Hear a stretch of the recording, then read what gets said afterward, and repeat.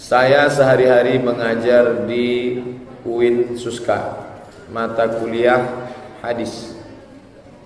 Tapi dilibatkan juga dalam kepengurusan Majelis Ulama Indonesia Kota Pekanbaru dan Majelis Ulama Indonesia Provinsi Riau di Komisi Fatwa.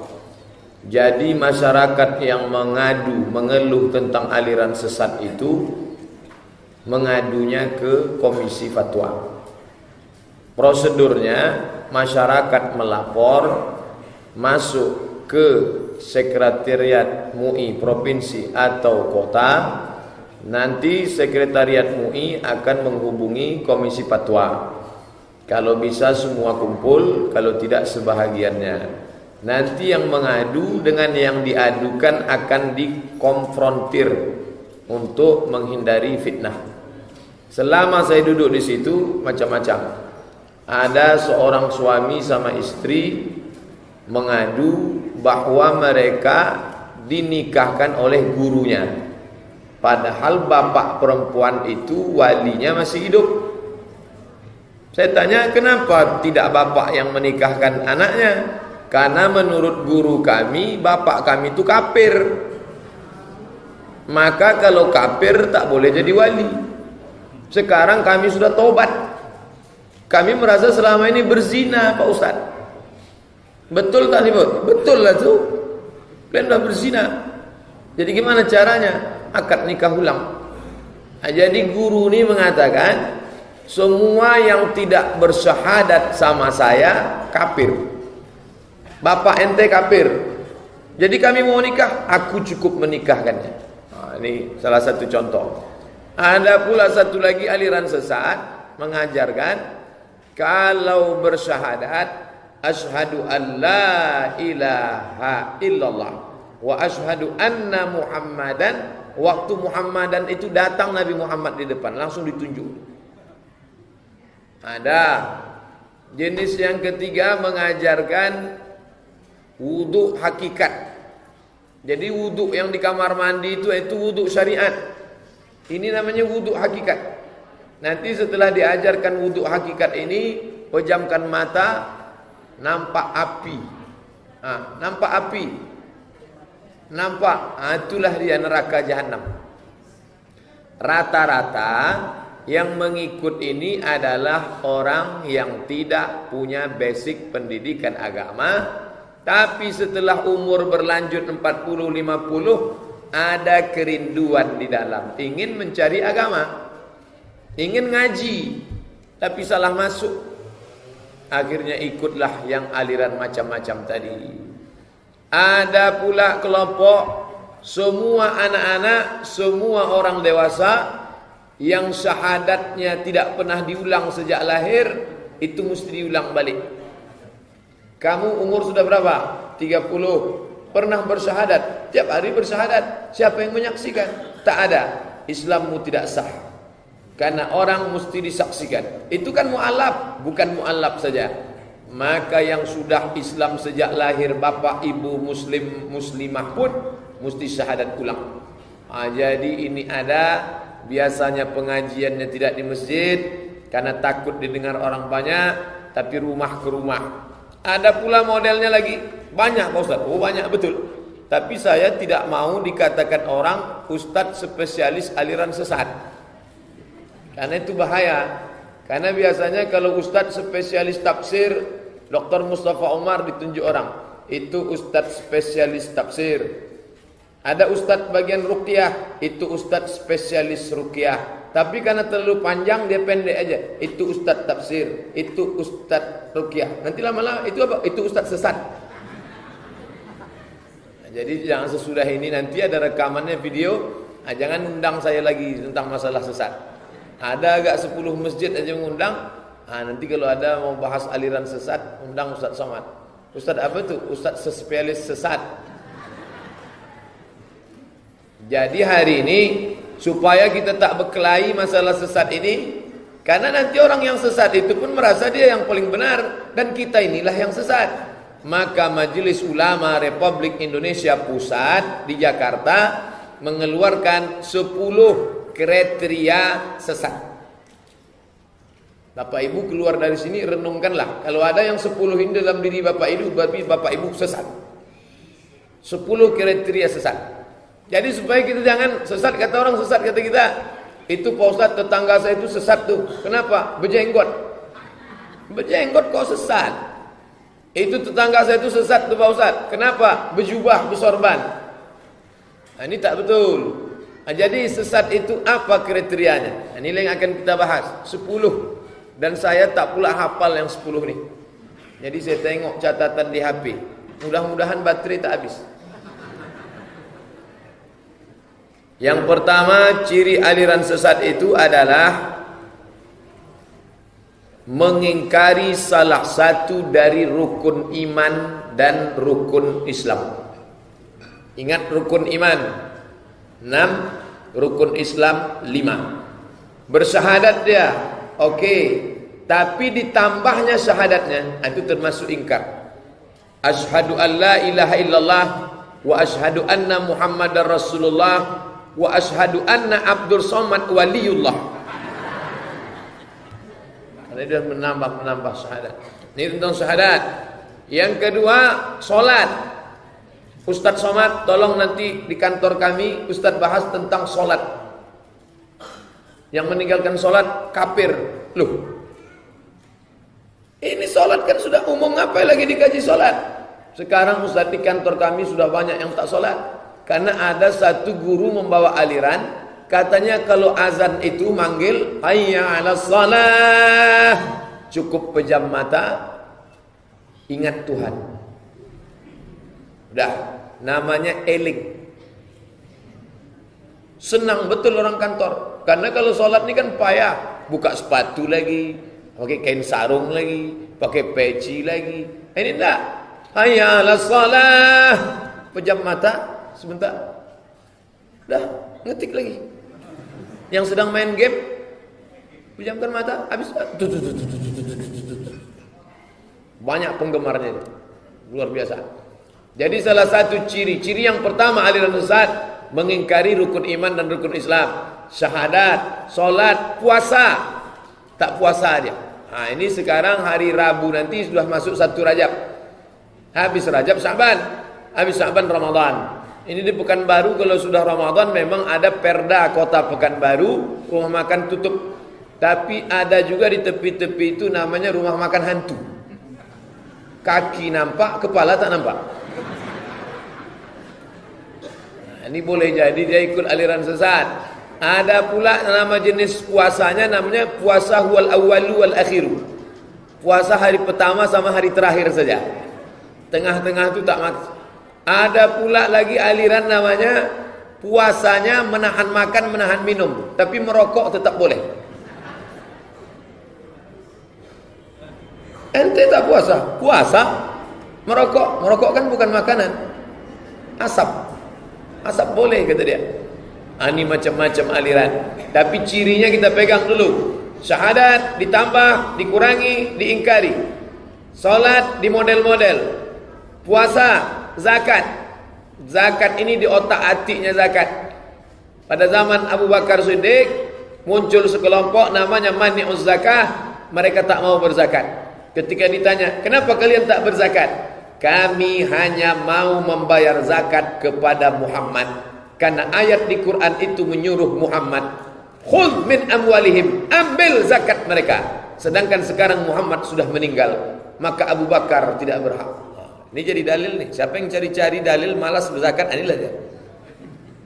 Bapak kenapa tak pernah bayar zakat? Zakat itu kan kepada Nabi Muhammad. Sekarang Nabi kan sudah meninggal. Tapi Basnas minta, Basnas itu tak tahu apa-apa tuh. Tak mau bayar zakat. Hati-hati. Kemudian pula masalah haji. Hajinya tidak ke Makkah. Kemana hajinya? Ke Gunung Bromo. Kemana hajinya? Ke Gunung Kidul. Kemana hajinya? Ke Kerinci. Kemana hajinya? Ke Bukit Anu. Kemana hajinya? Ke rumah Tuan Anu. Maka kalau begini kelompoknya, maka ini sesat. Lalu prosedurnya gimana? Tulis surat laporan, laporkan ke Sekretaris Umum MUI, kemudian nanti akan diserahkan ke Komisi Fatwa, komisi akan bersidang, lalu mengeluarkan fatwa, tembusannya nanti ke Polda, lalu kemudian kalau masuk bisa dia dalam penistaan agama. Bahwa sampai sekarang belum juga putus kasus Ahok, jangan kita putus asa. Karena sebagian umat Islam ini tak percaya lagi dengan negara nih. Alah, Ustadz pula mau mengatasi masalah aliran sesat di Pekanbaru, Ahok aja tak selesai-selesai.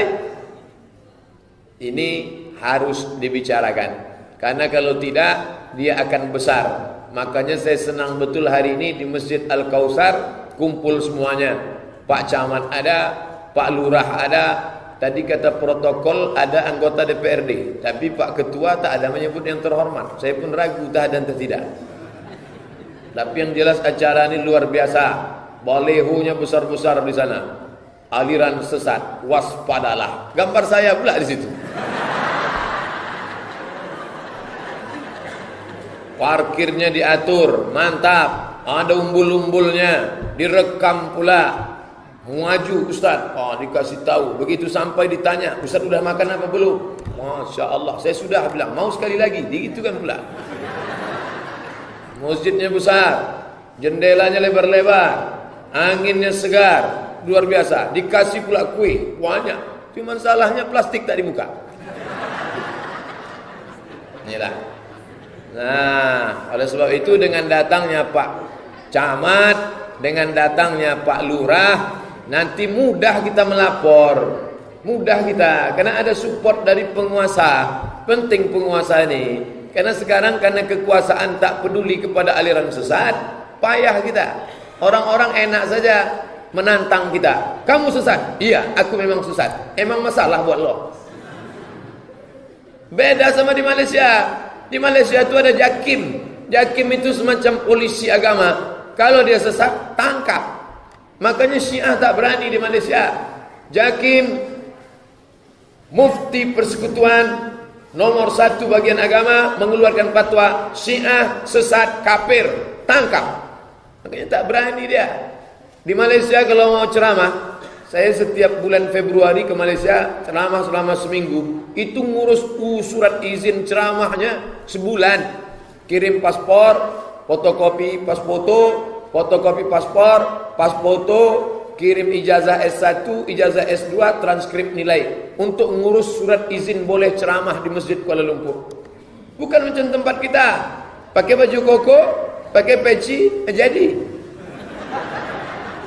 Enak saja. Begitulah Malaysia itu menjaga rakyatnya supaya jangan otaknya itu rusak disebabkan aliran sesat. Makanya doa kita pertama kali minta selamat dalam agama. Allahumma inna nas'aluka salamatan din. Karena kalau tiang ini rusak, ganti tiang baru. Bisa dibangun cor mudah. Tapi kalau agama itu sudah merusak, agama palsu, aliran sesat, itu payah membetulkannya lagi. Oleh sebab itu maka dengan pengajian ini paling tidak anak kita, cucu kita, kalau dia sudah tak sholat, ibu bapak perlu curiga. Jangan-jangan anakku ini sudah masuk aliran eling. Kau kenapa tak sholat? Seorang bapak nanya ke anaknya, kamu kenapa tak sholat? Saya sholat di masjid ya. Oh patutlah, rupanya ayahnya tak ke masjid. Oleh sebab itu kita mengajak anak-anak kita selamatkan akidahnya. Lalu kemudian masalah yang masih satu, ciri aliran sesat mengingkari rukun Islam, rukun iman. Allah ini ada punya Facebook, ditulisnya di FB-nya. Apa kata dia?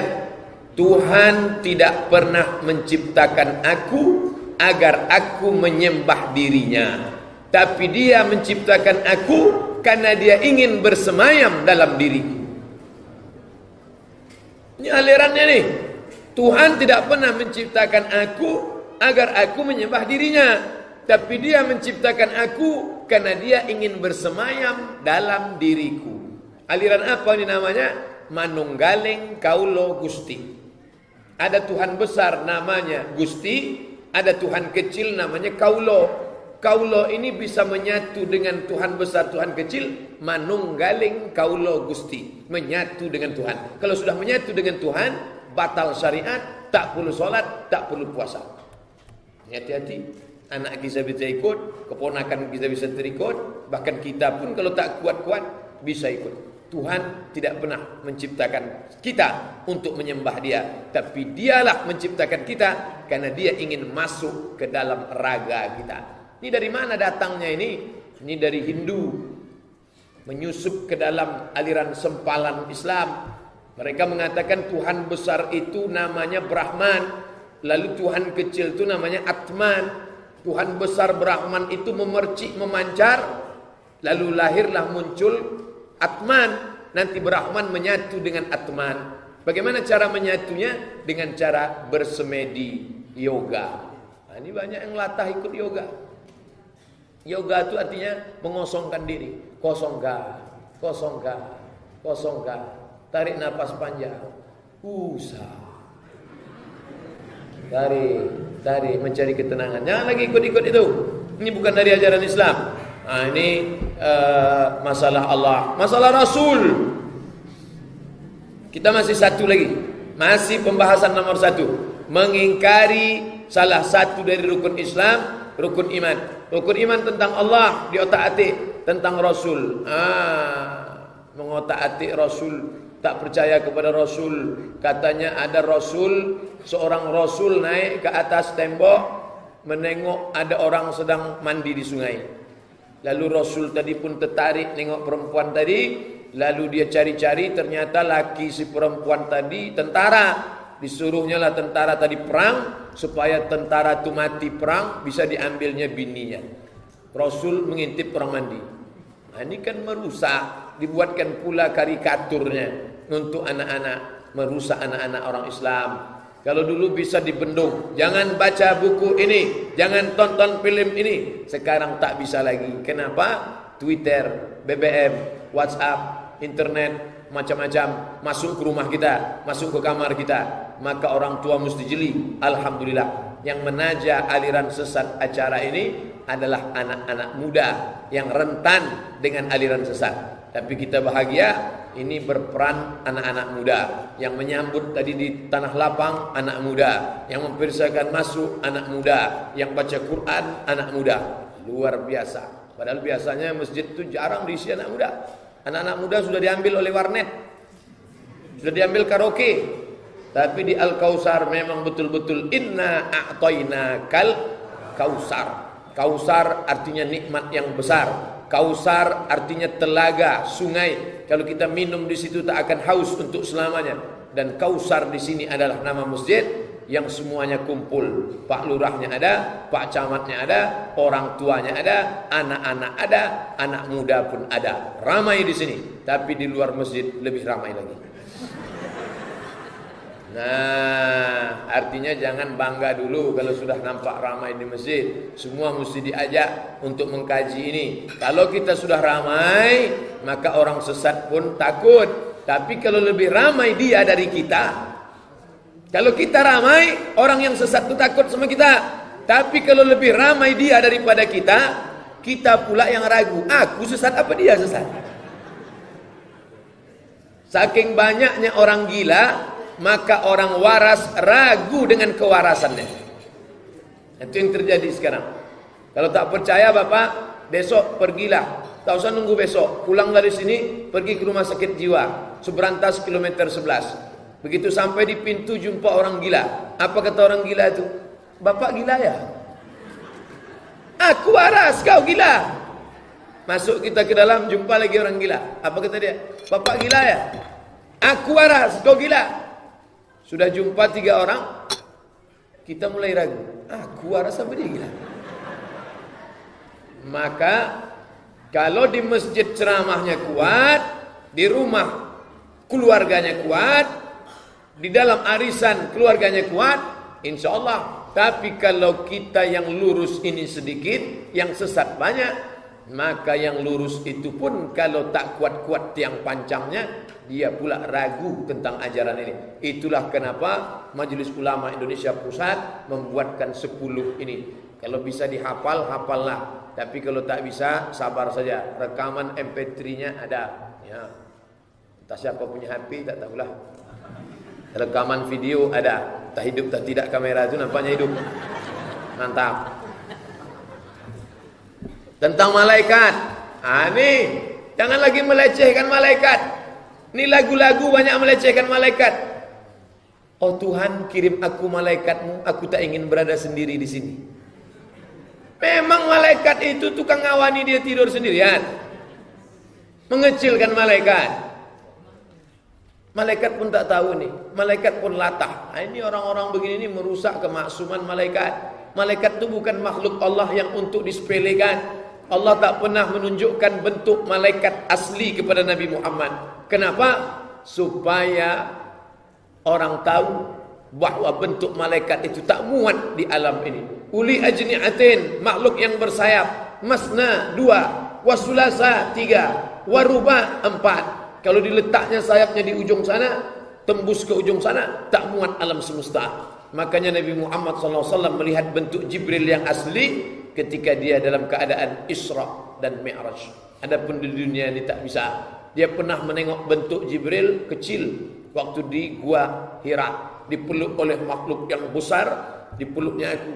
Tapi bukan bentuk asli. Nabi pernah menengok bentuk Jibril duduk di kursi antara langit dan bumi. Nabi pernah menengok bentuk Jibril, rambutnya sangat hitam, bajunya sangat putih, bentuk wajahnya macam Dihyah Al-Kalbi, lututnya rapat dengan lutut Nabi, bertanya tentang 3 hal. Mahwal iman, mahwal Islam, mahwal ihsan. Setelah itu Nabi tanya ke Umar. Waktu itu Umar ada di situ. Umar, ya, tahu engkau siapa tadi laki-laki itu? Enggak. Sayyidina Umar tak tahu itu siapa. Kata Nabi, Jibril atakum yu'allimukum dinakum. Tadi yang datang itu malaikat Jibril. Umar bin Khattab tak tahu itu malaikat Jibril. Bisa pula Ahmad Musadek tahu. Bisa pula Lia Eden tahu. Aku baru ketemu Jibril. Jibril mana? Nah ini perlu dipahamkan anak-anak kita supaya jangan sampai dia dibodoh-bodohi oleh orang yang casingnya pakai baju ulama tapi isinya juhala. Orang kita ini mudah tertipu dengan jubah, mudah tertipu dengan aksesoris, mudah tertipu dengan pakaian. Pergi haji, habis tukang pikul koper diciumnya tangannya semua. Sampai orang Saudi itu bilang anak kuli gitu. Tetap juga diciumnya tangan. Ini tertipu dengan keadaan. Berjubah itu sunnah, pakai sorban itu sunnah, berjenggot itu sunnah. Tapi kita mesti paham dengan baik, karena kebanyakan kebaikan orang dipelintir oleh orang-orang yang tidak bertanggung jawab, mengatasnamakan baik tapi sebenarnya isinya tak baik. Jadi ciri pertama, kode etiknya asal dia bertentangan dengan rukun iman, rukun Islam, itu salah satu indikasi aliran sesat. 2, meyakini mengikuti akidah yang tak sesuai dengan Quran dan Sunnah. Akidah artinya tali yang disimpul mati. Ini tali diikat simpul mati, namanya akidah. Keyakinan, ideologi yang tak boleh lepas sampai kita mati. Jangan ikatan akidah macam ikatan tali sepatu, terasa sempit, dilonggarkan. Akidah tak boleh tawar-menawar. Nah sekarang muncul aliran-aliran akidah yang tak sesuai dengan Quran dan Sunnah. Di antara yang paling banyak menyebar namanya akidah Jabariyah. Diambil dari kata Jabar. Jabar artinya terpaksa. Dia katakan hidup dia ini terpaksa macam wayang. Wayang yang digerakkan oleh dalang ke kanan, ke kiri, ke muka, ke belakang, ke atas, ke bawah. Dia tak ada daya, tak ada upaya. Orang yang ikut aliran ini tidak sesuai dengan Quran Sunnah, yang akhir-akhirnya bukan mencari kebenaran, tapi mencari pembenaran. Anak gadis pulang kampung, maaf cakap, sesudah berzina di Pekanbaru, tak tentu arah, duit orang tua habis, pulang kampung dalam keadaan hamil. Orang tua mengamuk, kenapa kau bisa hamil? Ayah mesti sabar ya, ini sudah takdir Tuhan. Ayahnya berpikir, iya juga ya. Ini Jabariyah. Islam memberikan kita jalan. Wa nafsi wa ma sawaha. Demi jiwa dan penciptaannya. Fa alhamaha fujuraha. Ada jalan yang fujur, jalan buruk, jalan jahat, jalan zina. Wa taqwaha, jalan takwa, menjaga diri, iffah, pakai jilbab, jangan pacaran. Kita dikasih jalan. Dengan penuh kesadaran kita disuruh memilih hidup ini. Itulah takdir. Takdir baik dan takdir buruk. Saya dengan penuh kesadaran sedang berada di antara dua pilihan. Pilihannya apa? Minum aqua atau minum teh manis. Kata dokter, jangan minum teh manis, nanti kena diabetes mellitus. Tapi hawa nafsu mengatakan minumlah, minumlah, minumlah. Dengan penuh kesadaran saya minum, maaf cakap, kamput, mix-max, kasbok, vodka. Minum dengan penuh kesadaran. Setelah mabuk ditangkap orang, kenapa ente minum? Tuhan mentakdirkan aku minum. Dia bukan mencari kebenaran, dia sedang mencari pembenaran. Makanya orang macam ini zaman Umar bin Khattab itu dicambuk double. Kenapa dicambuk double? Cambuk hukuman bagi orang yang minum khamar, cambuk 40 kali. Kata Umar bin Khattab, kenapa kamu minum khamar? Tuhan mentakdirkan aku minum khamar. Tambah lagi, kata Umar. Kenapa ditambah? 40 kali karena minum khamar, tambahannya bonus karena bicara takdir tanpa ilmu. Ada takdir yang tak terelakkan. Mana dia? Menjadi orang Indonesia itu takdir yang tak bisa kita pilih. Apakah dulu waktu di rahim ibu datang malaikat bawa kertas multiple choice? Mau jadi apakah kamu? A. Minangkabau, B. Jerman, E. Prancis. Ada? Tak ada. Ini takdir. Terimalah. Menjadi orang Indonesia itu takdir. Maka kita tak boleh ejek orang, hei Cina. Tak boleh. Dia tak pernah minta jadi Cina. Tapi menjadi mukmin dan muslim dicari. Masuk dia ke dalam perut orang kafir, Tapanuli Utara. Kafir maknya. Tapi ketika dia mencari kebenaran, dapat hidayah, masuk Islam. Jadi Ustadz Nababan. Masuk dia ke perut orang Cina, tidak Islam. Kuliah di IPB, mencari kebenaran, berdebat 9 jam, dapat hidayah, masuk Islam, jadi Ustadz Felix Xiao. Masuk ke dalam perut orang Sulawesi Utara, tidak Islam, menjadi doktor bidang teologi, tidak Islam, menjadi rektor sekolah pendeta, tidak Islam, tapi dia bingung mencari kebenaran, dicarinya, dapat hidayah, masuk Islam, jadi Ustadz Yahya Waloni. Ini lahir jadi orang Papua. Nah, ini yang paling tak enak. Lahir jadi orang Papua, hitam, rambut keriting, tak pakai celana, kikoteka. Tapi dia mencari kebenaran. Akhirnya dia pun masuk Islam. Dialah Ustadz Garamatan yang banyak mengislamkan orang, dan dia unik mengislamkan orang Papua dengan bermodal sampo dan sabun saja. Banyak orang Papua itu masuk Islam. Dikasihnya sampo, kasih sabun, cium wangi. Masuk Islam mereka. Bayangkan itu. Nah, ini sekarang banyak orang, kenapa kau tak sholat? Tuhan mentakdirkan aku tak sholat. Kalau hidup dari zaman Umar bin Khattab, sudah dipancung kepalanya. Karena bicara tanpa ilmu. Pulang dari kampus main-main, naik motor, burung sana, burung sini, kongko sana, kongko sini, pulang kampung, IP 2,0. Kenapa IP ente 2,0? Duitku kirim tiap bulan. Ya, ayah sabar ya, ini sudah ditakdirkan Allah begini. Iya juga kata ayahnya. Oleh sebab itu ini meyakini suatu akidah yang tak sesuai dengan Al-Quran dan Sunnah. Kita disuruh berbuat. Wa qul malu, berbuatlah, berbuatlah.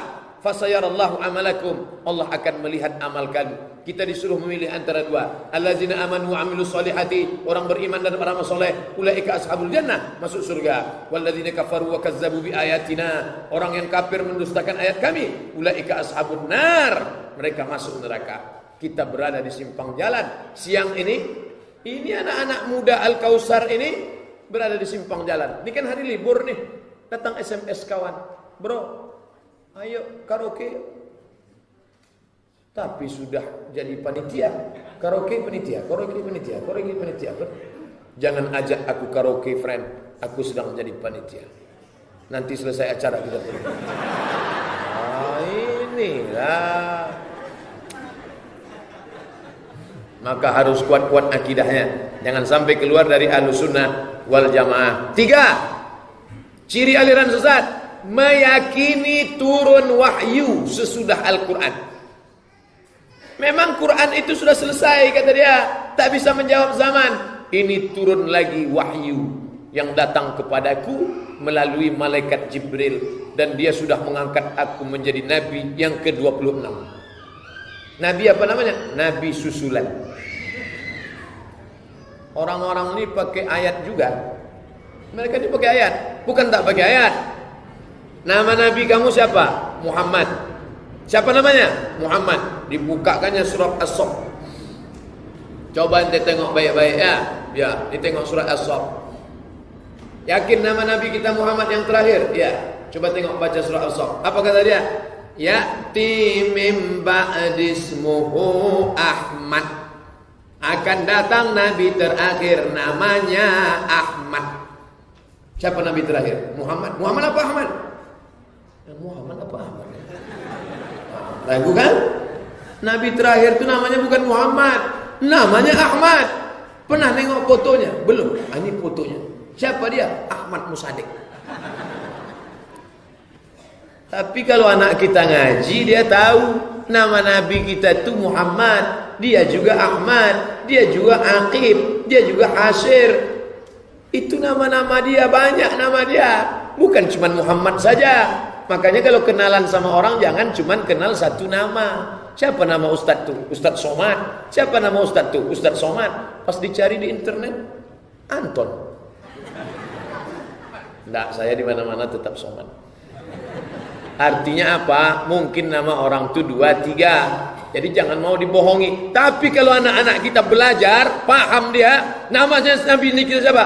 Muhammad. Dia Muhammad, dia Ahmad. Ente jangan macam-macam. Ini Ahmad nih. Oh, kalau begitu semua Ahmad Nabi lah. Nanti kalau begitu, kalau terlalu kepedean, asal ada namanya di situ. Oh, kalau begitu Nasrullah pun Nabi. Iza jaa Nasrullah.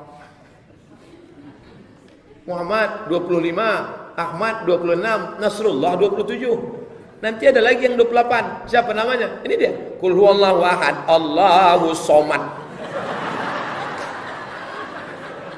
Tak bisa begitu. Oleh sebab itu maka tidak ada wahyu lagi setelah selesai Al-Quran. Maka kata Allah, al-yawma akmaltu lakum dinakum. Hari ini kusempurnakan bagi kamu agamamu. Wa atmamtu alaikum ni'mati. Maka sempurnalah nikmatku. Wa raditu lakumul Islam. Aku berikan Islam dina sebagai agama. Tidak ada lagi nabi sesudah Nabi Muhammad, tidak ada wahyu lagi turun. Tapi orang ini pandai berkerit, berkilah, berbelok-belok. Memang wahyu tak ada lagi Pak Ustaz. Memang wahyu tak ada Pak Ustaz, tapi ilham ada. Guru kami ini dapat ilham. Orang kita pun terkecoh. Kalau dia dapat ilham, ilhamnya tetap tidak keluar dari Quran dan Sunnah. Aku tinggalkan kata Nabi 2 tiang pancang. In tamassaktum bihima, kalau kalian pegang yang 2 ini, lan tadillu, kalian tak akan sesat abada selamanya. Al-Quran dan Sunnah, Quran dan Sunnah Nabi Muhammad sallallahu alaihi wasallam. 4. Mengingkari otentisitas kebenaran isi Al-Quran. Ini sesat nih. Kamu sholat, saya alat sholat percaya Pak Ustaz. Kamu puasa, saya ayat puasa percaya Pak Ustaz. Jangankan puasa, ayat hari raya aja saya percaya. Tapi ayat jilbab nih saya agak-agak ragu nih Pak Ustaz. Makanya sampai sekarang saya masih pakai jilbab setengah hati lagi Pak Ustaz. Saya belum lagi pakai jilbab Pak Ustaz. Maka ini meragukan otentisitas Al-Quran. Kalau kita sudah percaya, raditu billahi rabba, wa bil islami dina, wa bi Muhammadin nabiyya wa rasulah, wa bil Qur'ani imama, maka percaya kepada Quran dari Al-Fatihah sampai An-Nas. Saya ayat salat percaya, ayat puasa percaya, tapi ayat zakat saya tak percaya. Karena kalau sudah masalah keluar duit ni sakit hati saya. Tak bisa. Udkhulu ya ayyuhalladzina amanu, hai orang beriman, udkhulu fis silmi, masuklah kamu ke dalam Islam kafah. Kafah. Apa arti kafah itu Pak Ustaz? Kabeh utuh. Downloadnya harus dari 1 sampai 100. Jangan 75 berhenti. Tak berhasil, gagal. Videonya tak bisa dibuka. Maka harus utuh downloadnya. Begitu juga dengan Islam. Kamu terima Islam ini utuh. Jangan sampai lagi menyimpang seperti yang digariskan Allah dalam Quran, yang diperintahkan Allah melalui Rasulnya dalam sunnah-sunnah Nabi Muhammad sallallahu alaihi wasallam. Yang kelima, melakukan penafsiran Al-Quran yang tidak sesuai kaedah-kaedah tafsir. Orang belajar tafsir, Dr. Mustafa Umar itu belajar tafsir berapa tahun? Di Al-Azhar 4 tahun, di IIU 14 tahun. IIU, International Islamic University, sampai mendapat gelar PhD, Philosophy of Doctor, baru bisa menafsirkan Al-Quran. Masuk IIU itu skor bahasa Inggrisnya mesti 550 TOEFL, Test of English Foreign Language. Bahasa Arabnya jangan tanya lagi, baru bisa menafsirkan Al-Quran. Ini enggak, enak aja menafsirkan Al-Quran menurut kepala otaknya. Pakai apa dia menafsirkan Quran? Pakai Quran sebiji. Allah telah berfirman dalam Al-Quran. Begitu dibantah, Bapak berdasarkan metodologi apa? Saya tak pakai metodologi, langsung Jibril mengirimkan wahyu ke saya. Dhalla wa adalla, sesat dan menyesatkan. Maka perlulah kita melihat kapabilitas, kemampuan, keahlian. Betul kata Nabi, idza wussidal amru ila ghairi ahlihi, kalau diserahkan suatu perkara bukan pada ahlinya, fantaziris sa'ah, tunggulah kehancuran. Di Mesir, kalau bukan taman Al-Azhar, kalaupun dia tak taman Azhar, harus ada pengakuan. Itulah maka taman Azhar itu titelnya LC. LC itu singkatan dari licence. Licence artinya ijazah.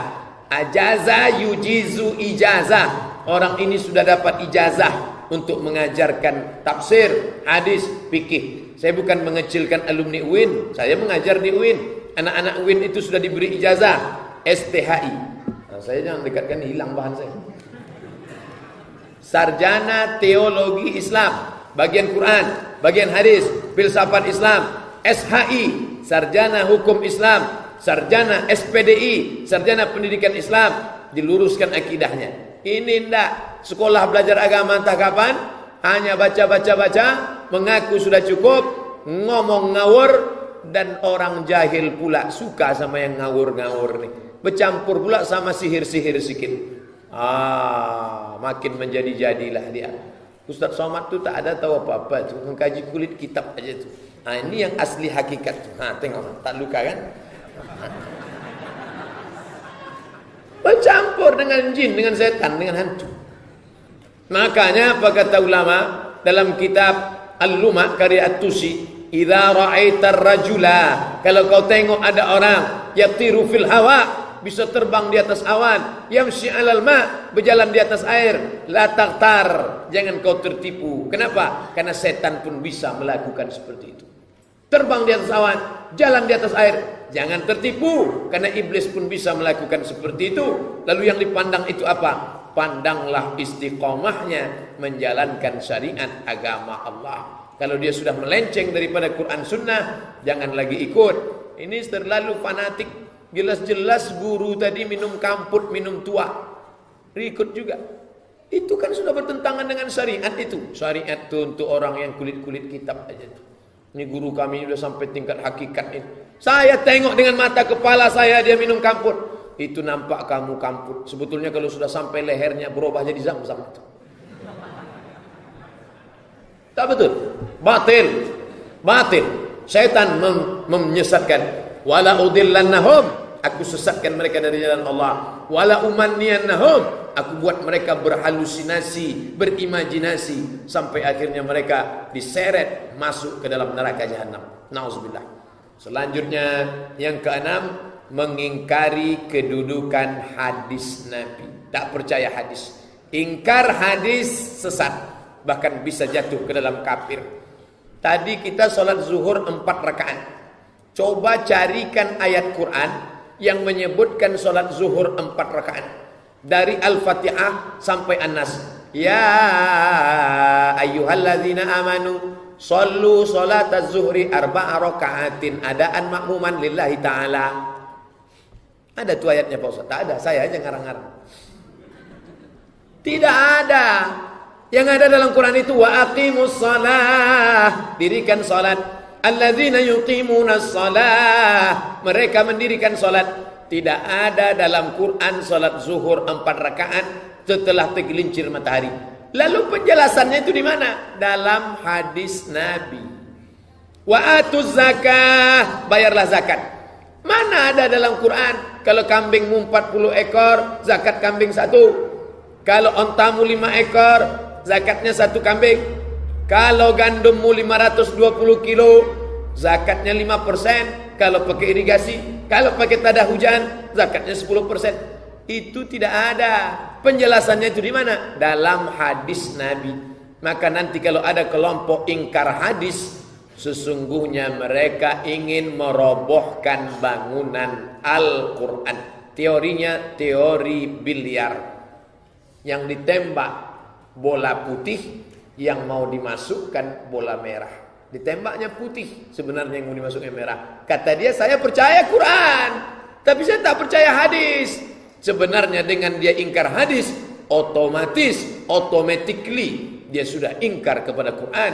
Karena Quran mengatakan bahwa ati'ullah, taat kepada Allah, wa ati'ur rasul, taat kepada Rasul. Taat kepada Allah, ikut Quran. Taat kepada Rasul, ikut penjelasan Rasul tentang Al-Quran dalam hadis-hadis Nabi. Maka teruslah ikut kajian hadis dalam 6 kitab: Sahih Bukhari, Sahih Muslim, Sunan Abi Dawud, Sunan Nasai, Sunan Tirmizi, Sunan Ibni Majah. Kalau ada menyebut kitab 9, yang banyak di program HP Bapak Ibu, itu kitab 9, tambah 3 lagi: Muwatta Malik, Musnad Ahmad bin Hanbal, Sunan Ad-Darimi.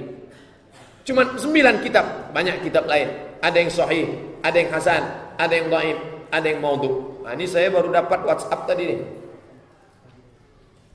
Hari Rabu kita 1 Rajab. Siapa yang menyampaikan berita ini ke temannya, maka Allah akan mengampunkan segala dosanya. Siapa yang tidak mengirimkan ke temannya, maka akan turun 10 musibah. Itu bukan hadis Nabi. Menyampaikan ke kawan bahwa hari Rabu 1 Rajab itu baik, tapi meyakini itu hadis Nabi, itu tak baik.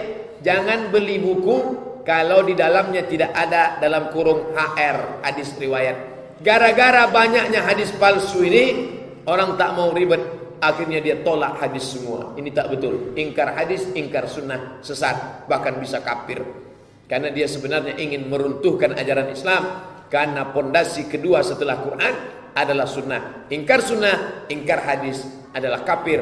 Maka tengok kalau ada pembicaraan dia, saya tak percaya hadis, saya tak pakai hadis, itu perlu ditangkap orangnya, tentu dengan prosedur. Saya tak ingin setelah ini nanti Bapak Ibu menangkap semua orang menduga sesat, lalu saya dipanggil Pak Kapolda gara-gara ceramah Ustadz orang menuduh-nuduh. Nah, karena kita jelaskan yang saya sampaikan ini bukan ngawur, tapi hasil dari Majelis Ulama Indonesia.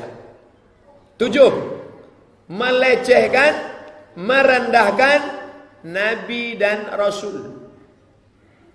Pak Ustadz, ya, menurut saya Pak Ustadz, iya, kenapa menurut kamu? Ustadz janji jangan marah ya. Iya, menurut saya Pak Ustadz. Ya, kenapa menurut kamu? Janji jangan marah ya. Iyalah. Apa namanya? Menurut saya Nabi itu tukang kawin Pak Ustadz. Oh, naik setan kita. Kenapa kamu bilang Nabi tukang kawin? Itu istrinya sampai belas-belasan Pak Ustadz. Kamu membandingkan Nabi itu dengan siapa? Dengan PNS. Iyalah, PNS istrinya 1. Coba bandingkan dengan raja-raja, penguasa-penguasa zaman dulu itu berapa? Raja King Saud itu berapa istrinya? Lebih 30. Nabi Muhammad cuman berapa? Ada yang mengatakan 9, ada yang mengatakan 12. Kalau terhitung cara menghitungnya. Karena ada yang setelah menikah kemudian dilepasnya. Paling banyak tak sampai 13. Itu kata orang banyak. Belum ada apa-apanya dibandingkan Nabi Daud. Nabi Daud berapa istrinya? 100. Kalian ngejek Nabi Muhammad? Iya, buka kitab kalian Perjanjian Lama. Sulaiman kalian nyebutnya Solomon. Berapa disebutnya di situ Solomon? Solomon punya istri 1000 bininya. Bayangkan kalau dia ikut caleg, yang 1000 itu aja nyoblos menang deh. Belum lagi mertuanya sama adik ipar. Itu hebatnya Sulaiman. Jadi kalau kalian ngejek kami Nabi Muhammad cuman 9, 10, 11, 12, itu tak ada apa-apanya dibanding Sulaiman.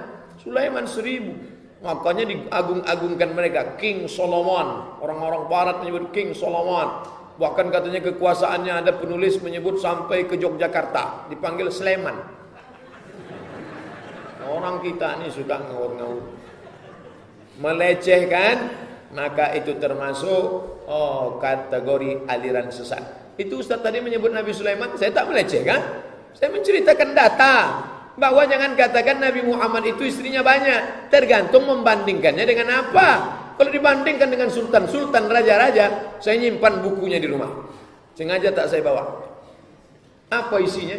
Ada salah satu raja di Pulau Sumatera, saya tak mau sebut dia dari kabupaten provinsi mana. Istrinya, raja di Pulau Sumatera, istrinya, saya waktu membaca sampai terbelalak mata saya, 3.000 orang kalah Nabi Sulaiman. Hebat orang Sumatera ini lagi. 3.000 orang, saya yakin kalau 3.000 itu tak ingat dia itu lagi. 3.000, ada bukunya di rumah. Yang serius nanti saya pinjamkan. Jadi jangan kalian ejek Nabi Muhammad SAW. Ini orang-orang ini latah, banyak yang latah. Cukuplah orang kafir saja latah mengejek-ejek Nabi kita. Orang Pekanbaru ini pun ikut-ikutan pula mengejek-ejek orang Islam.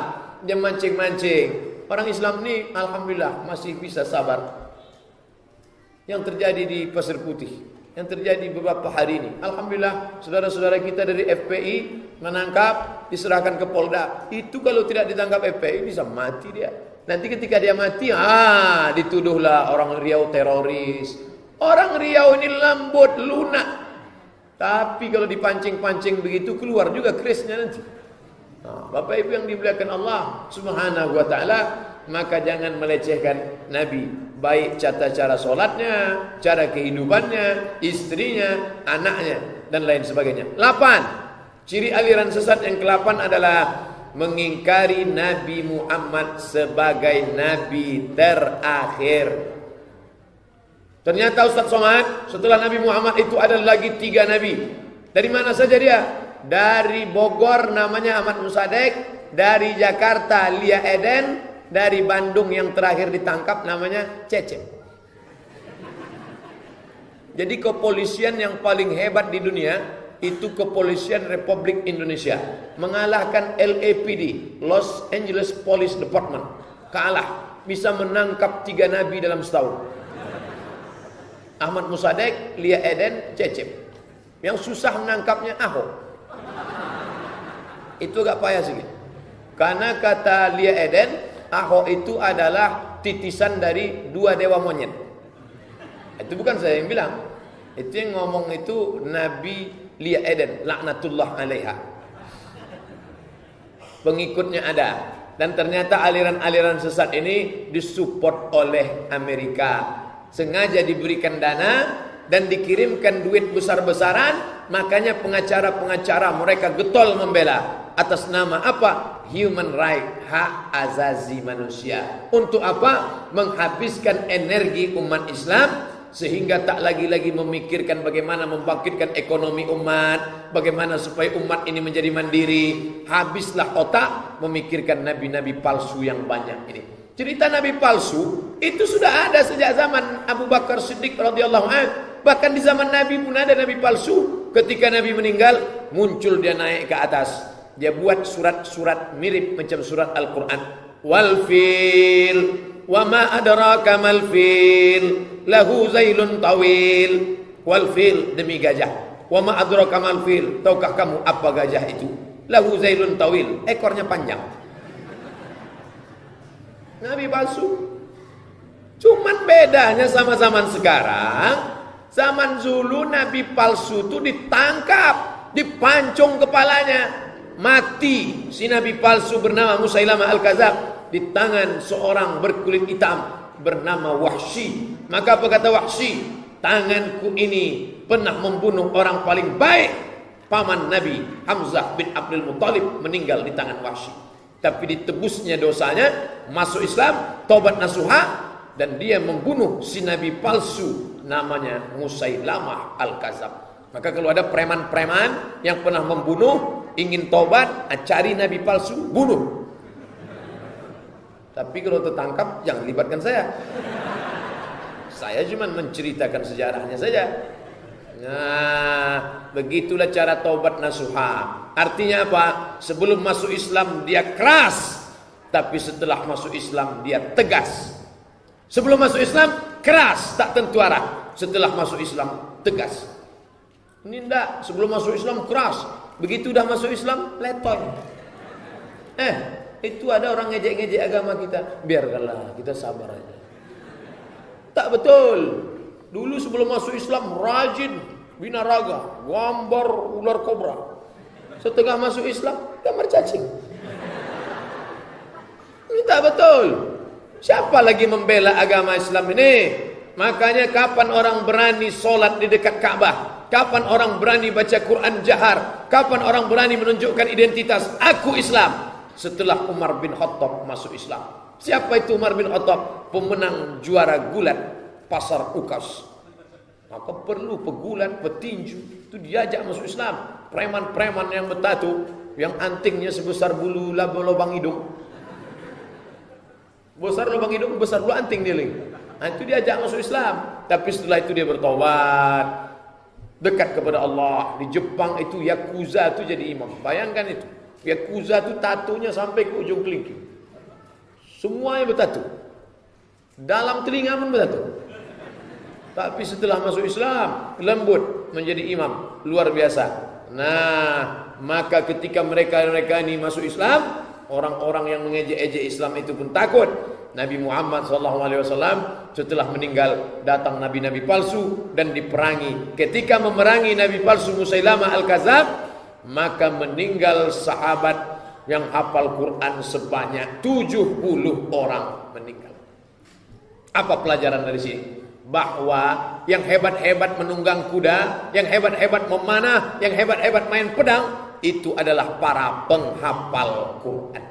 Jadi kalau adik-adik sudah hafal Quran, pandai naik kuda, pandai memanah, pandai main tombak, mantap. Ente gayang metal, hafal Quran? Enggak. Naik kuda pandai? Kuda di mall SKA pandai. Ustaz pandai naik kuda? Oh, di Al-Falah naik saya. Begitu naik, foto turun balik. Untuk update status saja. 9. Mengubah, menambah, mengurang. Mengubah, menambah, mengurang. Apa yang dikurang? Ibadah yang sudah ditetapkan dalam syariat Islam. Haji dirobahnya. Balik dia ke hotel. Orang 7 kali putaran. Dia 1 kali balik. Ente kok 1 kali? Itu namanya tawaf win zip, Ustaz. Jadi yang 7 kali diputarnya. Kamu tadi wukuf di mana? Saya wukufnya di atas jam gadang tower Zamzam. Tak bisa. Ini merubah cara ibadah yang diajarkan Nabi SAW. Maka itu salah satu. Mengurangi, menambah. Solat ke masjid tak pernah. Kamu solat di mana? Saya solat di rumah, Pak. Betul, Bu. Suami ibu tuh solat di rumah. Iya, Pak Ustaz. Di mana solatnya? Di kamar. Ibu nengok, enggak. Asal dia solat dikuncinya pintu. Coba ibu pasang CCTV biar kita tengok. Kita tengok rupanya solatnya jamak terus. Zuhur jamak takdim dengan asar, maghrib jamak takdim dengan isya, subuh jam 6:15. Abang ini ibadah apa? Yang penting kita berserah diri kepada Allah. Kenapa tak ke masjid? Orang yang ke masjid itu penuh dengan riak itu. Tak betul. Ini tak betul. Jadi jangan nanti, saya sebetulnya mau ke masjid nih Pak Ustaz, tapi saya kalau ke masjid nanti takut riak. Datang ke masjid, ikuti syariat Nabi Muhammad, bahwa dalam hati ada perasaan riya, buang jauh-jauh. Yang diikut itu bukan cakap orang. Wa in tuti aktsara man fil ardi, kalau kau ikut cakap kebanyakan orang di muka bumi, yudilluka an sabilillah, mereka akan menyesatkanmu dari jalan Allah Subhanahu wa taala. Nah, oleh sebab itu, maka salah satu cirinya adalah merubah tata cara salat, merubah tata cara puasa, merubah tata cara haji, merubah tata cara zakat, kadar, takaran, aturan. Kalau terjadi perubahan, maka dia masuk dalam kategori aliran sesat. Yang terakhir, yang ke-10, ini yang paling fatal. Apa dia? Suka mengkafirkan sesama muslim tanpa dalil. Ingat yang ke-10. Sikit-sikit kafir, sikit-sikit kafir. Orang yang tak melakukan perbuatan yang sunat kafir. Padahal kalau tak melakukan perbuatan sunat itu hanya makruh. Kecuali dia melanggar akidah syar'i yang sudah mujma' alaih, disepakati, barulah dia kafir. Tapi dia sikit-sikit kafir. Ke-10 kata majelis ulama, mengkafirkan sesama muslim tanpa dalil syar'i. Jadi kalau terdengar nanti ada orang sikit-sikit kafir, saya Pak Ustadz ke rumah dia tadi, terus mau bertamu Idul Fitri, saya jumpa dia, saya salami, habis itu saya pulang. Tak lama saya pulang, lupa rupanya HP tinggal di kursi ruang tamunya. Saya masuk ke rumahnya, lama dia buka, Assalamualaikum, Assalamualaikum. Tapi karena saya lama mengetuk, ada buka. Saya tengoklah dia rupanya sedang mengepel Pak Ustaz. Apa yang dipelnya? Tempat yang saya pijak, kursi saya itu pun basah di lapnya. Rupanya saya ini sudah dianggapnya kafir Pak Ustaz. Mengkafirkan orang hanya karena berbeda guru. Mengkafirkan orang hanya karena berbeda masjid. Mengkafirkan orang hanya karena berbeda cara pelaksanaan yang sifatnya furu', yang satu pakai kunut, yang satu tak pakai kunut, mengkafirkan. Dulu heboh berkelahi antara NU dan Muhammadiyah. NU Muhammadiyah dulu berkelahi tentang solat subuh, apakah berkunut atau tidak. Alhamdulillah, sekarang NU sudah tidak berkelahi lagi dengan Muhammadiyah. Kenapa? Karena sama-sama tak solat subuh. Kan luar biasa. Anak NU sama anak muda Muhammadiyah bertengkar sampai jam 2 malam berdebat, mempertahankan masalah argumentasi kunut, tapi besok dua-duanya tak solat subuh karena kemalaman. Ini masalah furu'. Yang satu pakai usolli, yang satu enggak pakai usolli. Yang satu bismillahnya jahar. Bismillahirrahmanirrahim. Alhamdulillahirabbil alamin. Yang satu bismillahnya sir. Alhamdulillahirabbil alamin. Ini masalah furu', tidak menyebabkan kita saling mengkafirkan. Tadi subuh saya salat di Ar-Ridha pakai kunut. Allahumma hdina fi man hadain. Tapi kalau saya ceramah di Masjid Akramun Nas punya Muhammadiyah, enggak pakai kunut. Saya salat di Masjid An-Nur, bismillahnya jahar. Tapi saya salat di Masjid Jalan Paus, Muhammadiyah, bismillahnya sir. Ini masih Ahlussunnah wal Jamaah. Allahu Akbar, bismillahirrahmanirrahim, Ahlussunnah. Allahu Akbar, alhamdulillahirabbil alamin, masih Ahlussunnah. Yang tak ada dalilnya mana? Allahu Akbar, Qul huwallahu ahad. Nah itu tak ada. Masalah salaman tak salaman selesai sholat. Mau sholat salaman. Apa kabar Pak Ustaz? Tadi saya sedang. Enggak apa-apa. Selesai sholat disalami. Assalamualaikum Pak Ustaz. Enggak apa-apa. Kecuali sedang sholat itu dia salaman. Allahu Akbar. Baka Pak Ustaz. Itu baru tantun. Jadi masalah-masalah ini mesti bisa kita bedakan. Mana yang sifatnya furu', mana yang sifatnya usul, mana yang sifatnya prinsip. Jadi umat Islam ini sekarang terbagi dua. Yang ekstrim kiri, liberal, sekuler. Biarkanlah dia mau nyembah pokok kayu, mau nyembah sungai Gangga, enggak usah diurus lah, biar aja. Ini liberal. Yang satu ini pula ekstrim. Mesti sama macam cara saya beribadah. Kalau tak sama macam saya, kafir. Nah, ini ekstrim kanan. Eka dan Eki, ekstrim kanan, ekstrim kiri, dua-dua tak betul. Maka MUI tak ingin umat ini berantuk, berkelahi gara-gara masalah ini. Dibuatkanlah 10 ini. Bapak Ibu bisa download di internet, cari, tempel di dinding masjid 10 kriteria ciri-ciri aliran sesat. Buat di atas 10 kriteria ciri-ciri aliran sesat. Ingat, kesesatan terjadi bukan hanya karena ada niat dari pelakunya, tapi juga karena banyak kesempatan. Waspadalah. Pas 60 menit. Tadi jam 1:15, sekarang jam 2:15. Saya di mana-mana ceramah 60 menit sesuai yang tertulis di botol aqua 600 ml. Tapi Masjid Al-Kausar ini dibuatnya pula 2 botol. Ditambahnya pula lagi 1 teh manis. Ditambah pula lagi kue 5. Ini kalau begini sampai maghrib nampaknya. Jamaahnya tahan, saya pula tak tahan.